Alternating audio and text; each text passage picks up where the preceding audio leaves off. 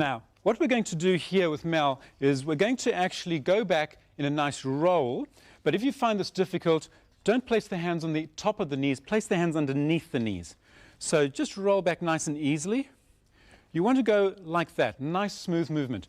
What we're going to do with Martin is show you how most people can do this really quite incorrectly. So put the hands on top of the knees, and you're going to go down with a bit of a flat back.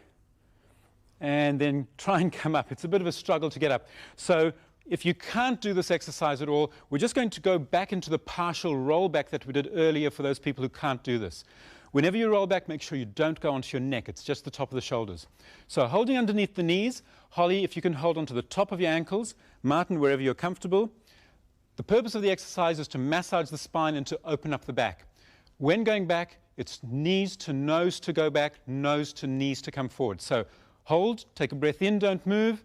Take a breath out, don't move. Now breathe in to roll back. And breathe out to come forward. You're going to do this in your own time.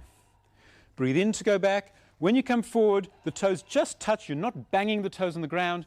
Breathing in as you roll back and breathing out as you roll forward. If you don't stay in a straight line, don't worry about that either. You may not. And we'll do two more. Breathing in to roll back, breathing out to come forward. Last one. Fantastic. Sitting